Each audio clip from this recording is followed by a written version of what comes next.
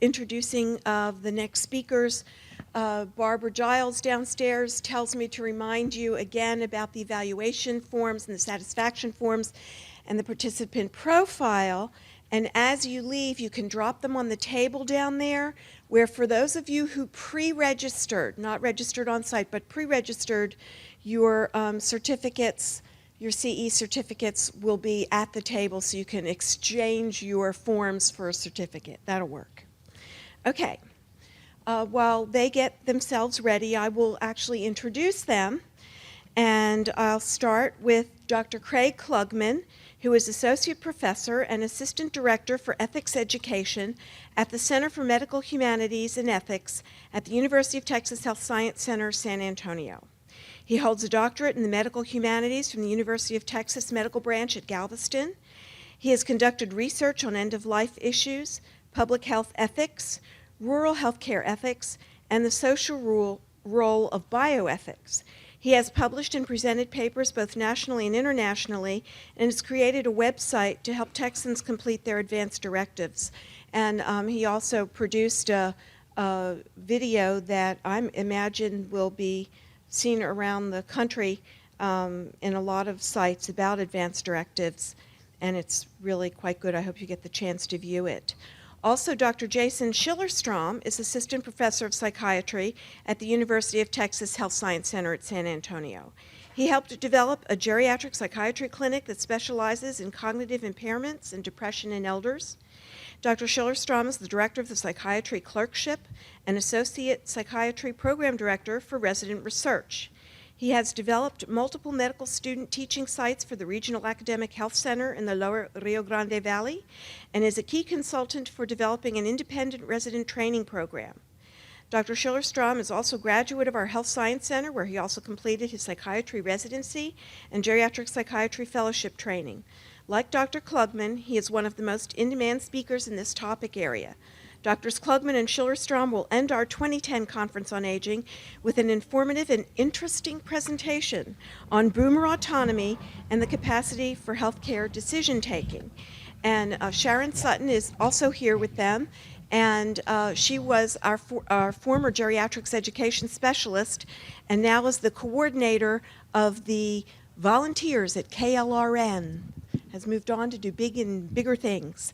So with that, while they finish up getting their mics attached and so forth, we can all take a breath, and they'll take it from here. Mrs. Kramer, thank you so much for traveling down here today to meet with us. I know your flight from Chicago was late, and so you rushed right over here. But we really appreciate you taking the time to come down and talk with us today. I'm Craig Klugman. I'm a bioethicist here at the University Hospital, and this is Dr. Schillerstrom. Hi, I'm Jason Schillerstrom. Nice to meet you. Hi there. Hi. Hi. I'm really kind of confused why the two of you are wanting to meet me. And I was late because, you know, that airline is always late. Oh, I know what that's like. Right. The doctor has been spending time with your mom and reviewing her case, and I was brought in because sometimes we don't always know what to do, and we have situations that aren't really clear-cut, and so that's my expertise, is coming in and helping people make those choices and decisions. Well, I don't really understand why you're both here. I mean, she's fine. Sure. So my name is Jason Schillerstrom, and I'm a geriatric psychiatrist here at the Health Science Center. And in our geriatric psychiatry division, we work very closely with Adult Protective Services. And so we're in Adult Protective Services. Texas is... Wait. And somebody called you? Adult Protective Services called me about your mom. Why would they call you and not me? I'm not sure, but they called me to do an assessment on your mom. And so for Adult Protective Services... Can I know who called? It was the caseworker. Oh my gosh, this is just way worse than I ever expected. Your mom actually said she didn't have a phone number for you, and we didn't have any on tap. So we talked with your niece, actually. Oh, my niece. Oh, so we know that your mom is you know, she's just a lovely woman. At 77, you are her only child. Yes, I And am your- her only and your child. father is And deceased. I'm just going to tell you, the niece is not that responsible. Okay. Okay. So, That's your cousin, right? well, families, no, you can pick your, can't pick your relatives. Sure. So, yeah. So when when Adult Protective Services gets a case, they have to respond to it. They respond to all tips that come in. And when they go and they see the case, This then is so embarrassing. right. And so when they go and they see a case, they're trying to determine if the elder person is suffering from neglect or abuse or financial exploitation. I was just here like a year ago. This Things is couldn't not- have gotten that bad. We are required under law.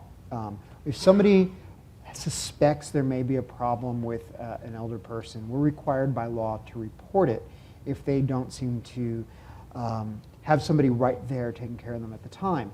And so when a complaint was Look, made... just because I'm not right there, it doesn't mean I'm not connected. Oh, I was not insinuating that at all. Okay, I was just wanna saying be there's sure. there's a system and a process in place, and once it starts, it has to be seen through the end. You can't really just stop it in the middle. This is really all her fault. I mean, I just don't think it could be this bad. I talk to her every day, And every day? every day. And you said the last time you came to visit was a year or so ago? But because I travel so much in my job, I mean, getting on one more plane is just like more than I can bear. So I talk to her every day, Okay. and she seems fine. So if Adult Protective Services, when they go and they see your mom, if they think that things aren't okay, and they think maybe the reason things aren't okay is because your mom might have some cognitive impairments, or she might not have capacity or something like that, then they ask us to go out to the home and do an assessment. And so I was the physician that did that assessment for your mom. You know, granted, she's a little older and she lives by herself, and, you know, she tells me the same things every day, but, you know, What kinds sometimes of things does she tell you? that, you know, what she had for dinner, which is usually, you know, the same thing she had for dinner the next day, or that she doesn't have my phone number, but she does have my phone number, and we kind of go over that. And then she's concerned because she is afraid that people are trying to break into her house all the time. So That's she, you know, I know she's like concerned about that all the time, that somebody's trying to take her money or get to her. And, you know, some of that's just living alone and being a widow. And, you know, I just kind of take it like that. And Well, we, as part of the process, we had to talk to a bunch of people. And we had to, the person who initially made was concerned about your mom was your neighbor, Mr. O'Reilly. And then he called the police, who came, and then they called Adult Protective Services, so a social worker was sent. And we talked to her previous care provider, and then your niece was the one was the contact information that she had to give us. So she was also somebody we talked to. the care provider knows how to get in touch with me. I mean, she really should have talked to me. Okay. Well, I just wanted to show you the interviews that we had with these different individuals, so you can see the information that we've been given. And you haven't been to see your mom this time yet, right? No, I haven't been there yet because, you know, the plane was late and I knew Okay. y'all were waiting Okay. for me. Well, good. So let's You know, while take you're a look. getting that ready, I just need to start letting my husband know that this is coming up, because, oh my God, I just can't believe this. Well, you don't mind. Why don't we talk with your husband after we talk, and then you'll have We more can put him on the information to give him. Right. I feel like right now you don't have the information you even need to. We'll have All somebody right. bring you Okay. some water too, and give you a Okay. chance to take a breath. All Okay? right. Thanks. This is pretty upsetting. Yeah, I understand that. Oh, Oh, sorry, technical problems. that's not her house then, right? Yeah, I'm Miss Sanchez's neighbor. We moved on the block a few years ago, and when we first met Miss Sanchez, she seemed pretty nice. She, you know, she actually watched our kids a few times, which was nice. And then after a while, she just started kind of going downhill. Garbage started like piling up on the front porch, on the curb. The house started falling apart. We just really needed a paint job real bad, and we didn't know what to do. And then we talked to her about it. Nothing changed. I mean, right now we're trying to sell the house to move, and nobody's going to buy the house because they don't want to live across the street from that sty. So I don't know. We've talked about it. We don't know what to do. I'm Officer Jones. My partner and I responded to a complaint about Mrs. Sanchez. Upon arrival at the address, we could clearly tell that the house was not well maintained. Upon inspection of the premises, the yard was cluttered, refuse and garbage all over. We proceeded to knock on Mrs. Sanchez's door. A frail woman answered. Peering inside, we could see the house was cluttered. Clearly, she could not maintain herself. My partner and I wrote a report and referred it to APS. I was assigned to Mrs. Sanchez when a neighbor complained about the state of her home. I visited her and I was shocked. There were piles of newspapers, magazines, junk, mounds of garbage. I've rarely been so shocked visiting a client's house. It didn't look like she bathed in days, and her hands had feces stains. I also found she was without utilities. No water, no sewage, no electricity, no phone. There was no food in the house, and she seemed very thin. Financially, she's on Medicaid. She also receives Social Security. Her family is in El Paso and visits her infrequently. I've requested a psychiatric review. It looks like she may not be capable of taking care of herself. I saw Mrs. Sanchez in the early 1990s. She first came to me when she found herself forgetting things and constantly misplacing objects. I also discerned that she was experiencing mild memory loss. I found no evidence of stroke and no history of alcohol or drug use. I diagnosed her with early onset dementia and prescribed her with Donepezil for the dementia and Xanax for her anxiety. After 3 sessions, she was lost to follow-up. I have really fond memories of Tia Maria. She and my mom were sisters, and we don't really get out to San Antonio much anymore. But my mom is the oldest of 4, and Tia Maria is the youngest.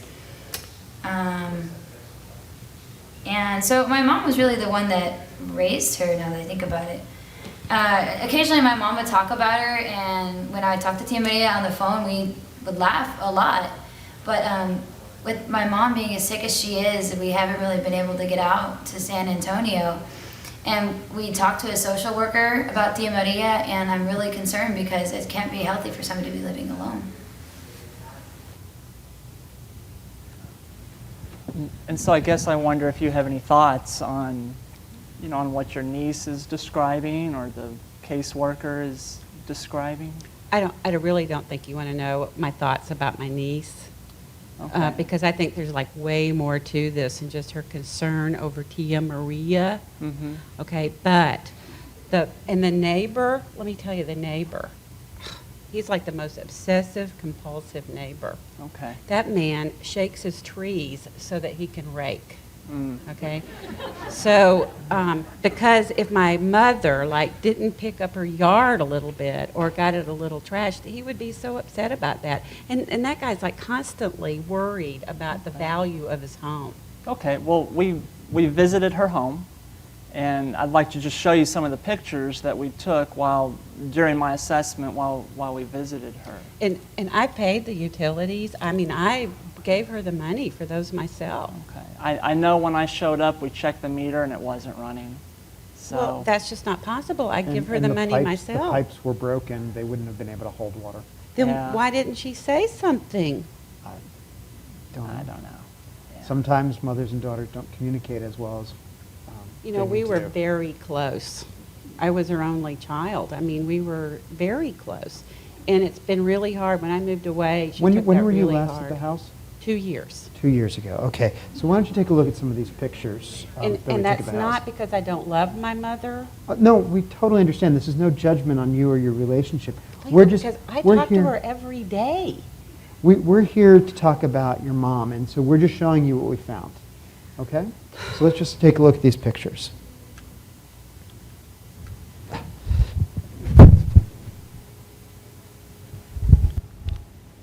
So this is her house from the street, and she said her real concern was how she was going to move this tree limb over here. Yeah, she was really worried about that tree limb.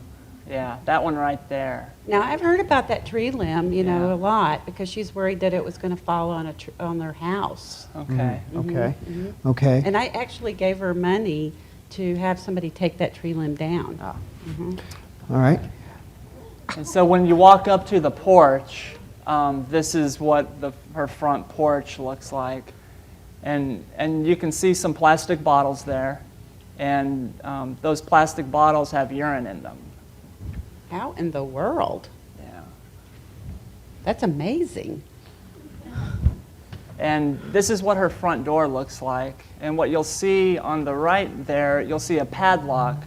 And so your niece who visited her was really worried about the house. She didn't think the house was safe. So your niece actually Wait, she padlocked. didn't actually clean it up or anything. No. She just... She padlocked the Okay. door. Uh-huh. So your niece padlocked the door just to keep her out of the house, to try and find a safe place for her. But your mom wouldn't have any of it. So now the way she gets in her house is she crawls through a window in the back. Yeah. And so when we walked inside, this is her. This is the living room, and you can just see the piles and piles of garbage. Yeah. Well, it didn't look at all like that when I was here last. Sure. And I bet it didn't. I bet you're right. I bet it So didn't. I'm kind of confused why, if my niece was so worried about it, you know, all she did was call an authority. Yeah, well, you know, sometimes when, you know, if your mother isn't willing to help herself, and, you know, then your niece, it seems to me, was trying to respect the authority of her being the Ann, and it seems like she was torn and she didn't know what to do, and so she called for help. Yeah. Instead of like Well, calling me. well, she was Yeah. contacted by the social worker. And when she came out, this is what she did. This is your mom's bedroom. Yeah. And what's hard to tell, what's hard to tell from these pictures is that all of this is actually at eye level. Yeah, the mattress is about at eye level, and so just stuff had been piled and piled and piled, and so her house is pretty deep condition. You know, she loved that house. She and my dad built that house, which is why I'm sure she didn't want to leave. You know, at one time I bet it was a great house, and it was a safe house, and it's the house that she knows, and I bet that's why she doesn't want to leave. It's still a comfortable place for her, but although it's comfortable, it may no longer be safe, and I would argue that it's not safe. So part of what we're here today to do is try and figure out your mom. You know, the house is, the evaluations we've gotten is that it is not safe for her to live in this home, that she probably needs some assistance with her activities of daily living, with showering, with eating. You know, it looks like the reports that I read, looks like she doesn't eat every day. So she's telling you she's eating everything every day. She's misremembering or not telling you for something going on there. And so we have to decide what to do with your mom. Oh, I just feel so bad. I just had no idea. I mean, I just wish she would have said one thing at some point. I mean, we all get forgetful. Sometimes I forget what plane to get on or where my keys are. But nothing like this. I had no idea. I don't even know where to start. And if she won't leave the house with it like that, what are we going to do? Well, part of it is that we like in the world of ethics, we talk about the notion of autonomy. And people have autonomy. So if you'll bear with me for a few minutes here, I want to educate you a little bit about this concept, and then we can look at how it applies to your mom. Okay? So autonomy is the idea that a person who is competent and capacitated has the right to make decisions for themselves. So you get to decide where you give your money, you can open a checking account, you can buy a house, you can write contracts, And people may give you advice, but you're the only one who can decide whether you do or do not do these things You because must you not have know this. my husband. That's probably very true. So for example, if you are going to have a medical treatment, one of the things that we will do is ask you to sign a consent document. And because you have the ability and the right to make your own choices, nobody can do a medical treatment to you until you have signed off giving them permission to do that. Okay. Okay. But notice that the first two components of this idea of autonomy are that you are competent and capacitated. And so let's look at those. So the idea of competency is actually a legal determination. Once you become an adult, so you're over the age of majority, in some states when you get married, in some states after you've given birth, or you become an emancipated minor, then you are viewed to be competent. And this means that you get to do all the things that as an adult you get to do, to make all these choices about your health care, to make choices about where you live, entering into contracts, all those sorts of things are the rights that you have upon reaching these conditions. If you lack these abilities, say you have a developmental deficit and you are not capable of doing these activities and making these choices for yourself, what would happen is, so say you had a child born with a developmental disability and at age 17, they still can't take care of themselves. Well, at 18, they legally become competent. So the family would actually have to go to a judge, and after reviews and psychiatric examinations, that judge would then declare the person to be incompetent, and it would appoint a guardian, somebody to make choices for them. So once that happens, it's nearly impossible to be named competent again. It's really a very impossible process. So it's kind of a one-way door. So competency is the legal determination. But that's not all the time. So, you were saying, or Dr. Singer said, when he saw her, she would be forgetful sometimes. So if somebody is sometimes competent, sometimes with it, sometimes not, then competency isn't the route to go, because once their rights are removed, that's it, they're gone. So the other component of this is what we call capacity. And this is your ability to make a specific decision at a particular time. So, for example, some people in the early stage of dementia, they have good times and they have bad times, times when they know what's going on and one times they're not. So we can go talk to them in a good time and they can make decisions. But we have to be aware of when those good times are. You could be in shock from a car wreck and you don't really have capacity right then because you're not in a good, grounded, rational place. So this ebbs and flows, and the determination of whether you have capacity is made by a healthcare professional. And it's a spectrum. So you might have the capacity to make a decision if you want pudding or Jell-O, but you may not have the capacity to decide, are you going to have brain surgery?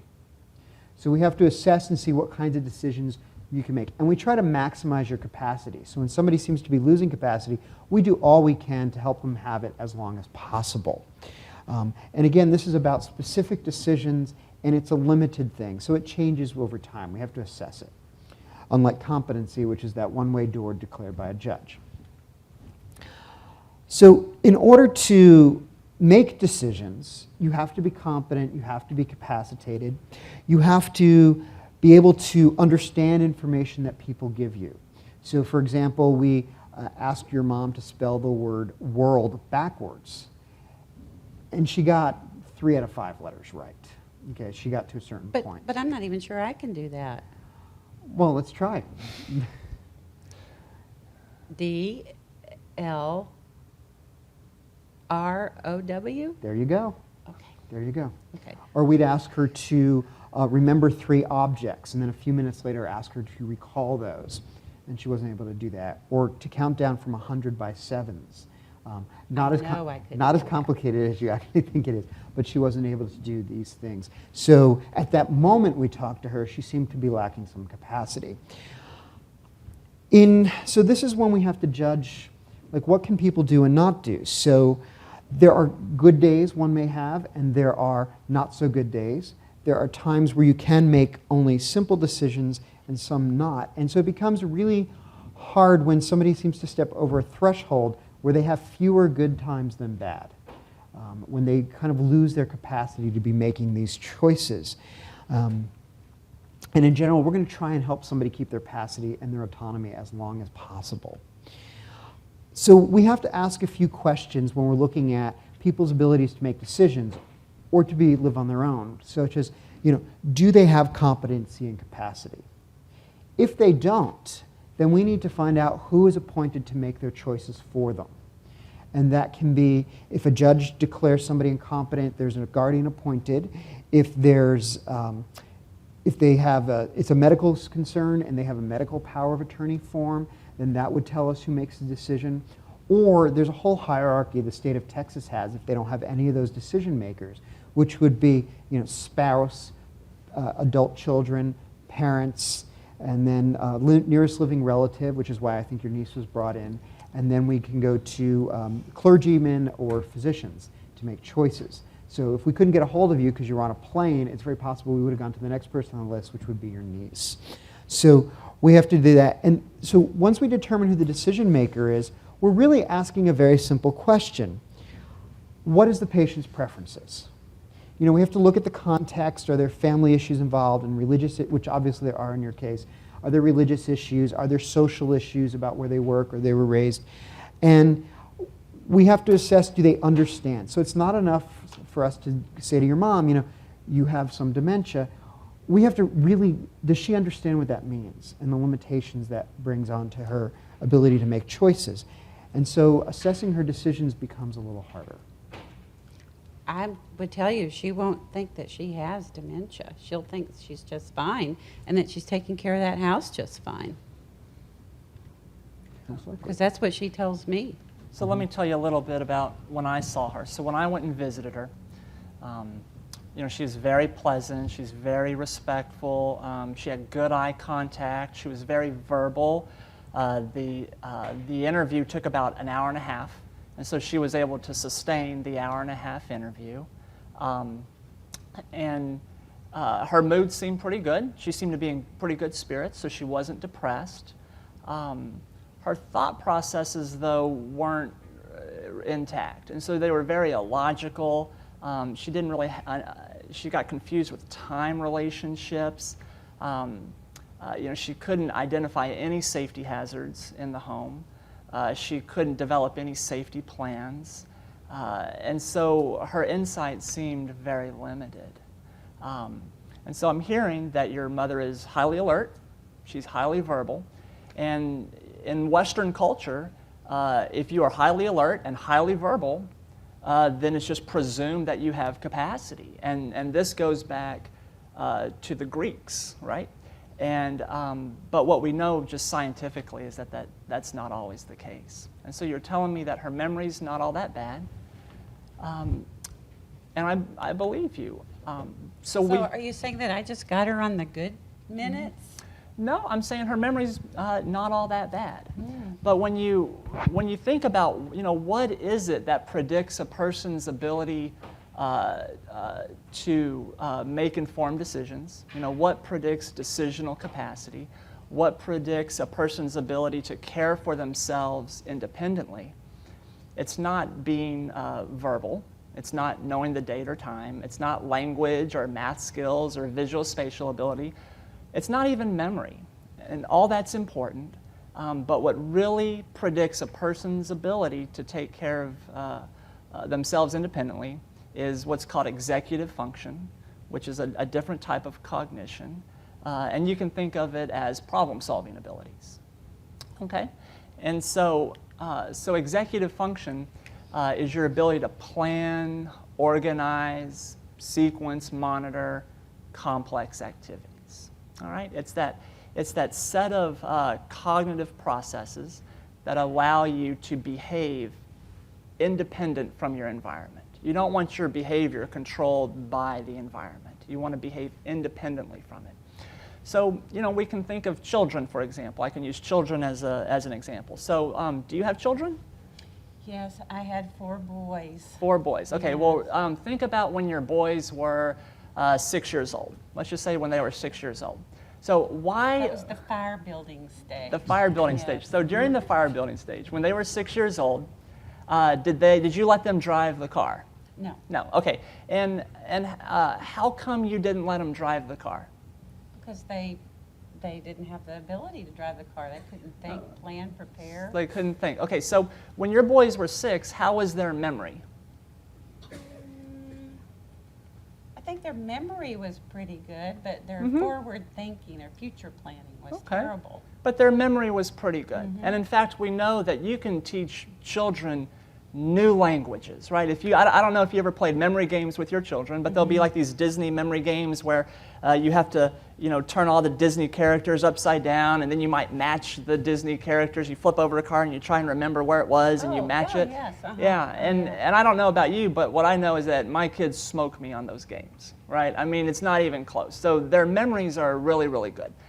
Did you not let your 6-year-old drive because their vision was bad? Oh, no, they have great vision. Okay, so they have good memory, they have good vision. What about their verbal abilities? How was could they talk? Oh, can they talk? Okay, Yeah. so their verbal skills were pretty good. What about, I don't know, their psychomotor speed? Were they just slow? Oh, no, they're quick. No, they're Quick, quick. quick. Okay. I'm not sure, what do you mean by psychomotor? Sure, just their ability to move based on stimuli in the environment. Yeah. Okay. So if they saw something, they could go get it. They didn't have any problem moving around. They could move their arms. They could move their legs. They were pretty good. Okay. So you didn't. The reason you didn't let them drive, it wasn't because their memory was bad. It wasn't because of their poor vision or poor hearing.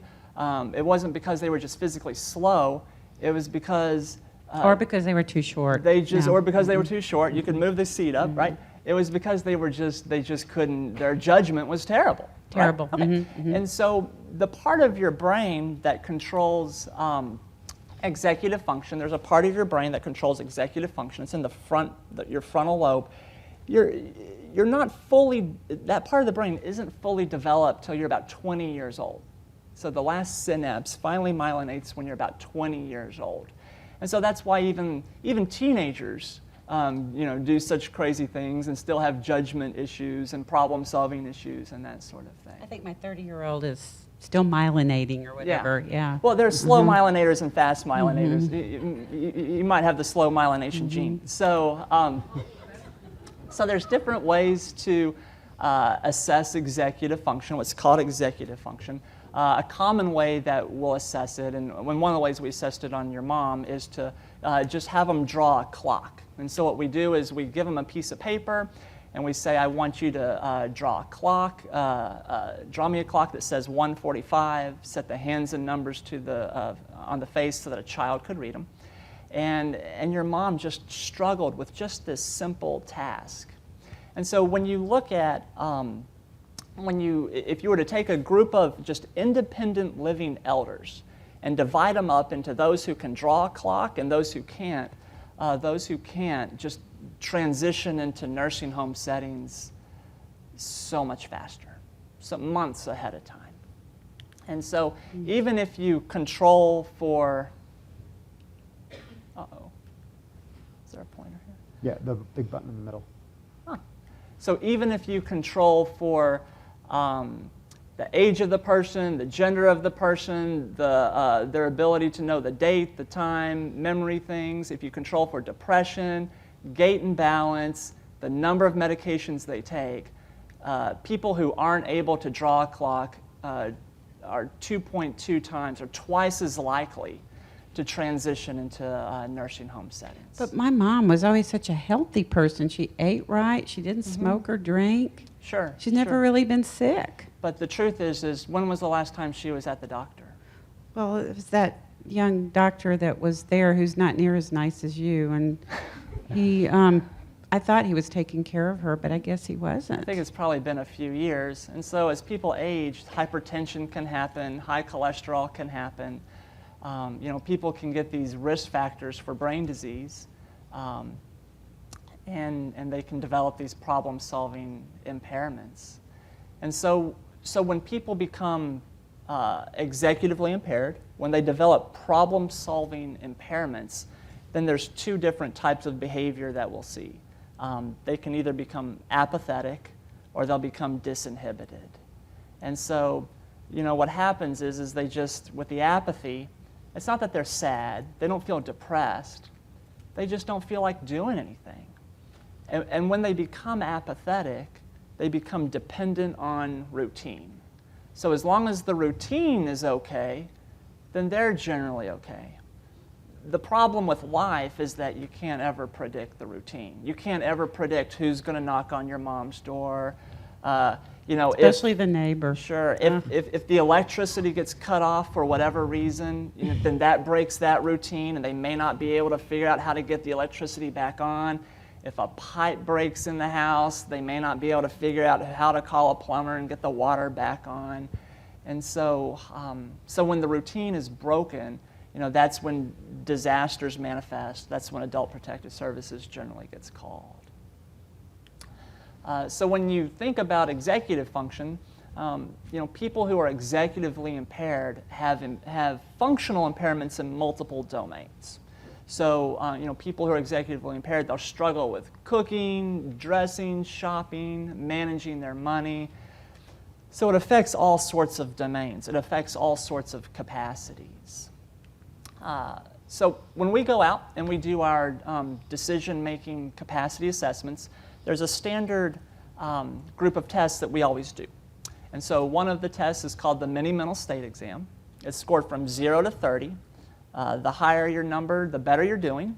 Where doctors get concerned is when people get a 24 or below. And what it measures is just what's called general cognition or global cognitive abilities. It's sensitive to different parts of the brain. The mini mental is very good for Alzheimer's disease, but it's not very good for other things. Do you think she has Alzheimer's? I don't think she has Alzheimer's, actually. No, Well, then I don't. what could be And so- doing this? So I think it's probably she has vascular risk factors, what are called vascular risk factors. Okay, and we'll talk about that. But so on the mini mental, it's scored from 0 to 30. The higher your number, the better you're doing. And she got a 27, so she did well, right? Her memory she had some memory impairments, some mild memory impairments. She didn't know the exact date, but she could spell world backwards. She did pretty well. And so because she did well on the mini mental, I'm not really thinking about Alzheimer's disease. I'm thinking about other things. Okay. So globally, her global cognition was pretty good. Another test that we do is called the Exit 25. It's scored from 0 to 50. The higher your number, the worse you're doing. The average 20-year-old college student gets a 4 on this test. Where we notice functional impairments is when people get a 15 or higher. 15 to 22 is what we see in an assisted living facility. 23 to 30 would be a nursing home. 31 and above would be a locked Alzheimer's unit. And your mother actually got a 24. So her frontal lobe functioning was in a nursing home level of care range. So when my daughter was 4 years old, she also got a 24 on this test. Okay, to use, again, children as an example. So when my daughter was 4 years old, she got a 24. Okay, and so do you think, when my daughter was 4, do you think she was managing her own medications? No. No. Do you think she was managing her money? No. No. Do you think she was bathing herself? Maybe. Yeah, so I could kind of get the tub going, and she would get in the tub, but do you think she ever said, "Hey, Dad, it's time for me to go take my bath. I'll be down in half an hour"? No. No. So that never. So I'd have to kind of prompt her to bathe. I'd have to make sure the water was safe, and right. And so, she. So as it turns out, my daughter needed a nursing home level of care. Right. I was providing her with a nursing home level of care in my home, even though her memory was good, her vision was good, her hearing was good, psychomotor abilities are good, but frontally, her problem-solving abilities were very poor. And so another test we do is what's called clock drawing, or clocks, scored from 0 to 15. The higher your number, the better you're doing. Where we get concerned is when people get a 10 or below, and your mom failed this draw your own clock task. And then we'll also do a copy a clock. And so people with Alzheimer's disease, they struggle to copy clocks. Alzheimer's disease affects the whole cortex of the brain. And so your ability just to look at a clock and copy it is this part of your brain here, the back part. And so she could copy it, so she's good. Another reason why I don't think she has Alzheimer's disease. Okay. And then finally, we always screen for depression, and she wasn't depressed. Okay. Well, I call her every day. Yeah. Yeah. So, And so when we, and so my guess is because she's so alert and so verbal, she does very well over the phone, right? Mm-hmm. But in real life, where she's trying to negotiate just the challenges of life, she's just not able to problem solve effectively, and that's why the electricity got cut off and it never came back on. The water got cut off, it never came back on. She just can't figure out how to get rid of all the garbage that's piling and piling, and I think that's what led to the problems. Okay. We're also, when we go out and do these assessments, we always have them do functional tasks, and so what we'll do is we'll have them demonstrate to us how to manage money. And what we do is we give them a copy of a bill, and we have them look at the bill and tell us, how much is the bill, when's the bill due, those sorts of questions. We ask them to show us how they would write a check for the bill. We give them a check register. We have them read the check register and demonstrate how to use the check register.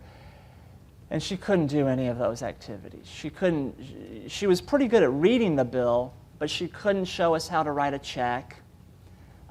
She could read the check register, but she couldn't show us how to use a check register. So the money that I'm putting in her account, she's not even able to know how to spend it. She's not able to access it. Either that or she's used to online banking. Yeah, so, right. So, Sorry. yeah. And then we also do a telephone task. So we'll ask them, if there was an emergency, if you saw your neighbor's house was on fire, what number would you call? And she knew to call 911. However, she doesn't have a phone in her house to call 911. No, I have her a cell phone, and forget it. Right. It just freaks her out. Right. So if something happened in her house, we give them a phone book, and we have them show us how to look up numbers in the phone book, and she wasn't able to do that. And so she struggles with these functional tasks. And when you look at, what predicts, what cognitions predict a person's ability to manage their money, it's not memory, it's not, knowing the date, it's problem solving. It's frontal system that allows them to manage money. When you look at, what predicts a person's ability to use the telephone, again, it's not memory or orientation type questions, those sorts of things. It's problem-solving ability. And so what predicts functional status is problem-solving ability. So again, her memory's not that bad. We're not saying it is. But where she's really struggling is with executive function, or her ability to plan, organize, monitor these activities. And so the differential diagnosis becomes dementia secondary to vascular disease, dementia secondary to vitamin deficiencies. She was very frail. Her temporal, her skull, the skin along her skull was like very sunken in. You could see the ribs coming through on her. So she was very, what's called atrophy. She was very frail. And so when we saw her, just her physical condition, what we think is happening is she could have a vascular dementia. She could have little strokes that she doesn't even know about. She could have vitamin deficiencies. It could be just really bad anemia or... So if she takes that, she's going to be okay? It's possible. So it's possible that she could be treated, that something could be found medically, and it could be treated, and then she could do better. However, if it's things like strokes, that sort of thing, it's tough to recover from that. And in fact, people usually don't recover from that. So how long, like from the time that you check her vitamin levels and things like that, would we know if she was going to get better? You usually know pretty quick. So if we identify a reversible cause and the cause gets treated, we usually have a good idea within about 6 months or so. About 6 months or so. We have a good idea if they're if they're going to trend in a positive direction. But in the meantime, she just can't go on like this, so. Yeah, Well, we think I she's, agree. yeah, I mean, she doesn't have the capacity to make her own choices. So we really need her to,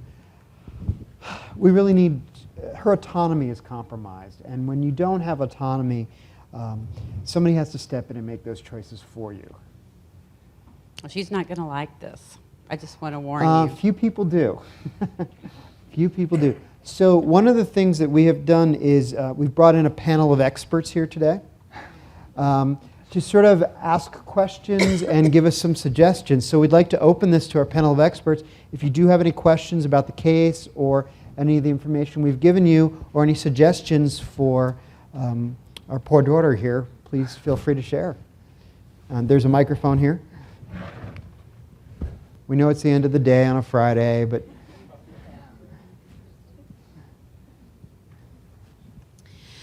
let's say that she forgot to pay the water bill and the water got turned off, and what she really has is a reversible dementia due to dehydration or something like that, even though she's not delirium, induced things, or whatever it is, that it's reversible. Is there a way for you to remove capacity temporarily, and then if things are reversible, can she have it back? so if we establish... Whereas in competence, you can't. We can't, right. So what we would do is we would go to a judge and have a temporary guardian applied. We'll take the report and we'll go to a judge and say we need a temporary guardianship, and we can revisit that in 6 months. And then the guardianship can be removed at that point, but it will not be a competency hearing. So yes, that can very much happen. Yes, sir. A brief comment. I'm a practitioner in Southeast San Antonio and internal medicine and geriatrics. Most of the patients that we see in the general practice, for the most part, they already have significant dementia, so the diagnosis is not difficult. But then you see those patients that come for any other reasons who may have what is called mild cognitive impairment, or that they are somewhat off in their mentation and rationalization, etc. Nonetheless, they are basically functional. It's somewhat difficult to bring those issues to them. What is your take about those situations? Because it's may become political or offensive to the individual, etc. But you do see those individuals that may have some degree of dementia or mild cognitive impairment, but it's difficult to approach them. Sure. So, the first thing I would say is that if, as a practitioner, if you ever suspect that an elder is at risk for neglect or exploitation, a lot of these are neglect cases. By law, you're required to make a report with Adult Protective Services. So that's... Sure. So okay. And so just to get the law out there, if you suspect neglect, you have to make the report to Adult Protective Services. And then when they come in, it's just a lot of talking with them. It's a lot of trying to figure out, what are their functional abilities, what are their limitations, and in almost every case, you can't. If you suspect that something might be wrong, then it does little good to get self-report, right? So, for example, I would never ask, an 8-year-old, so can you drive, right? So I would never do that. So you have to get collateral information, which I can appreciate is a real challenge in internal medicine practices. I can certainly appreciate that. From an ethical standpoint, we of course want to, these are difficult conversations, and patients get not necessarily angry, they get a little ornery, and they're in a lot of denial. But the most important thing is to remember what's in their best interest, what is their best benefit. And when they're lacking in executive function, they can't tell you what that is anymore. They simply don't know. So we have to make those choices for them and find people who can help them make those choices. And so they're difficult conversations, they're difficult situations, but helping the person is primary. Yeah, and so I always start by just, the way I always start the conversation is I just let them know that I'm their doctor, and I'm always going to be their doctor, and as their doctor, it's my obligation to give them my very best medical opinion. They don't have to agree with my medical opinion. It's okay for them to disagree with me, but they at least need to hear what I have to say, and that at least gets the conversation moving. Thank you for this wonderful, wonderful presentation here. And as a colleague, I'd like to ask you to, in this presentation, you basically are looking at the concept of capacity and how it varies, and how it varies. And I would, so far, the solutions that have been suggested to this have been some sort of a formal court action, temporary or otherwise. And so there are a couple of things here that I think should be brought into this. One of those is I guess, best described as least restrictive environment. From special education is where that concept came from.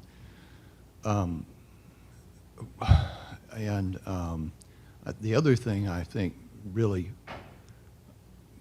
needs to be considered here, since we have a daughter who's traveling around. I mean, this is a kind of a pretty clear-cut case. I mean, there are a few gray areas in this case, but you see a lot of people where there's a lot more gray in here, and I've seen a lot of disasters happen in a court where the natural support systems are not preserved, and with whatever appropriate supports that they need in order to maintain this least restrictive environment and maintain the natural supports, so that when you segregate someone into a new environment, particularly against their will, which is often the case, now you've created a set of external, environmental factors that are bound to exacerbate anything that's there. And one thing that wasn't considered here, for example, you said there was a prescription for a benzodiazepine given a long time ago. Yes. Did anybody follow up on that to find out whether it's been refilled and whether she's getting those drugs, and maybe that's part? I did, of course I did. Okay. So, I don't even but anyway, those two things I'm thinking about, because particularly, for example, if this person in this example, let's say, was sitting on top of 5 acres, very close to an urban center with an old house on it. In other words, they're sitting on top of a $2, $3, $4 million estate, and DFPS has become involved, and now it ends up in a court and an estate management trust and all of a sudden we've got all of these people jumping in there, and pretty soon the estate is gone because somebody says, gee, they can't manage their financial affairs. See, there are alternatives here. Sure. There are alternatives, like you can, if the person's on some kind of a federal support system, well, they can, have a representative payee without having to ever go as an alternative to guardianship or even a temporary. The court is always your last resort for a lot of the reasons that you talked about. So, we would probably first look at, is there somebody who can take care of her, somebody who can take over her, writing her checks for her. So maybe we can arrange a direct deposit so that that step doesn't happen. But I think you're right. The least restrictive alternative, what preserves autonomy and functionality the most, are definitely where you would go first. With the exception of reporting to Adult Protective Services, that's not an optional thing. Oh, no, it's not. Yeah, and so for least restrictive, what you have to, sometimes people have the impression that APS likes to get in there and just take them out and put them in the nursing home and be done with it and walk away. And that's not at all what they want. That's not at all how Adult Protective Services wants.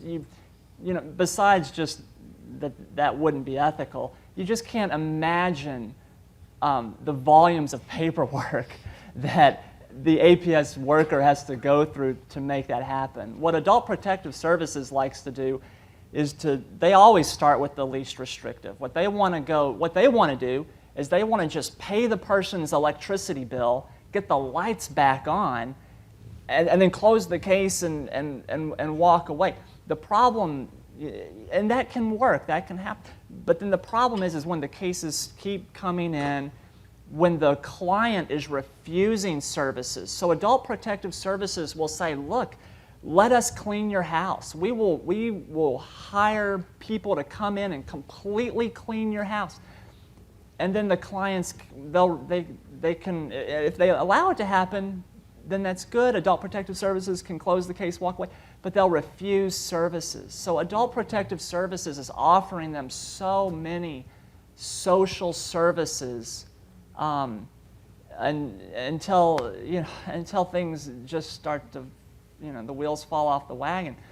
What'll then happen is if, even when it gets kicked up to, well, maybe they have to move or they need someone in the home, what I'm always I never tell people you have to go, even my patients, I never tell my patients you have to go to a nursing home or you have to go to an assisted living facility. I never say that to my patients. What I tell my patients is, I think you need an assisted living level of care, or I think you need a nursing home level of care. And so families can provide them with an assisted living level of care in the client's home. Families can bring the person into their own home and provide them with an assisted living level of care in their own home, or maybe they do have to consider placing them in assisted living or nursing home facilities. So it's not about moving them around, it's about making sure that they get the least restrictive care that's appropriate.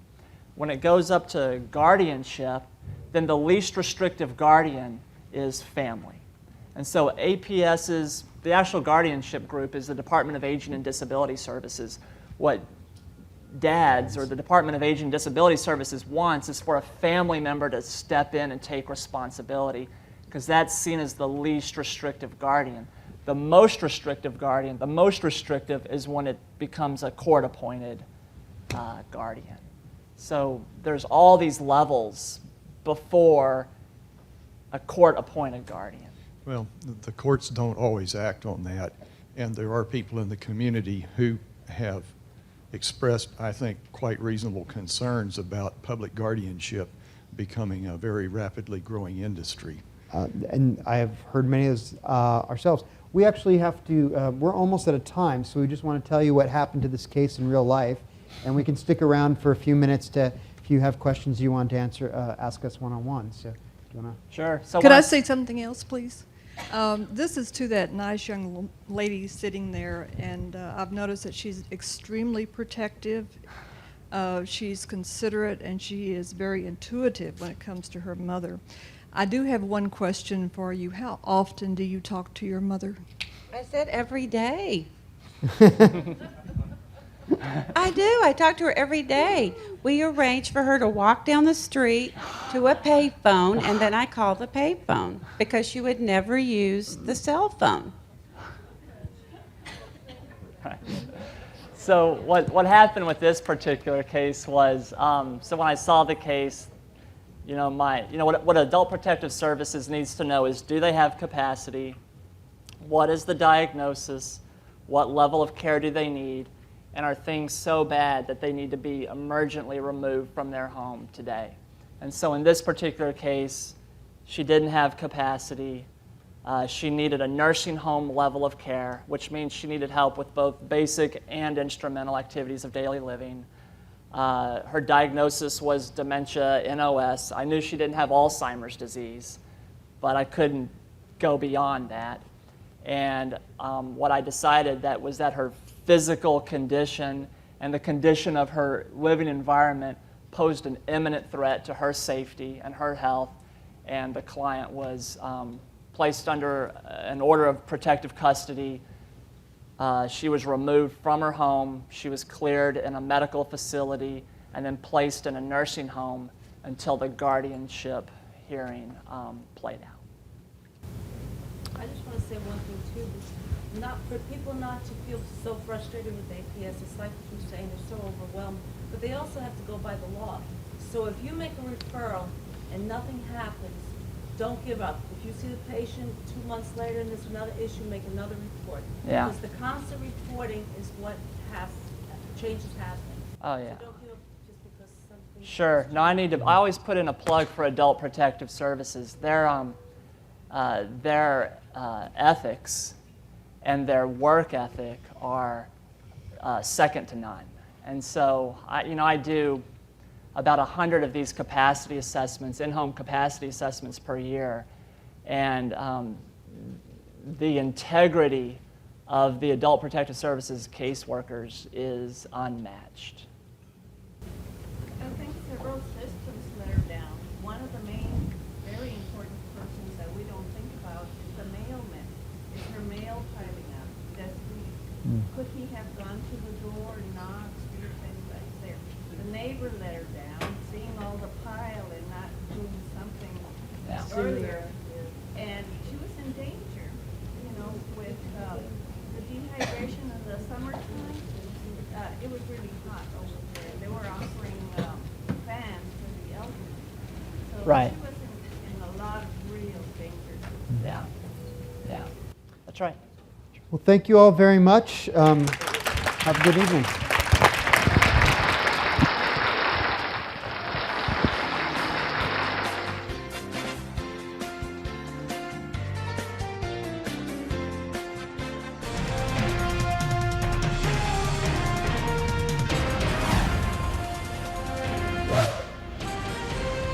Buenas noches, iniciamos con noticias de última hora. Les saluda Brenda Jiménez. Y Jorge Núñez. Pues ¿estará usted de acuerdo que nuestra cultura nos enseña a respetar a las personas de la tercera edad? Pero no siempre es fácil cuidarlos durante la etapa de la vejez.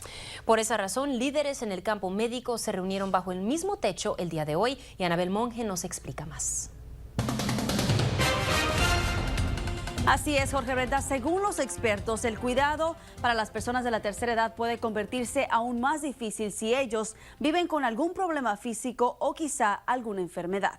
Para la mayoría de las culturas, los abuelos son preciados miembros de la familia, pero a la vez todos sabemos que el envejecer no siempre es fácil. Esta etapa puede llegar a ser más frustrante cuando la persona de la tercera edad vive con problemas físicos o demencia.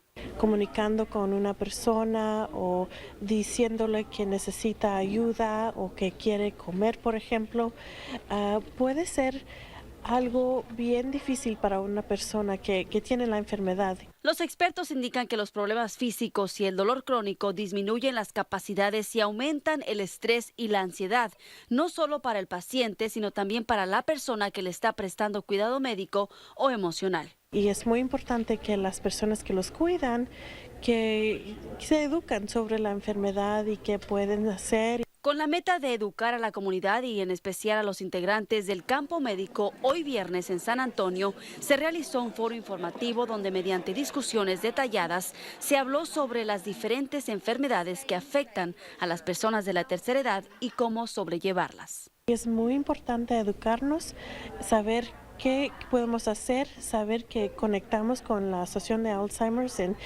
conectarnos con tipos, con grupos de apoyo. Y bueno, aunque este foro informativo se realizó aquí en el centro de la ciudad de San Antonio, la sesión contó con la presencia de varios expertos de a través de toda la nación. Anabel Monge, Noticias 41,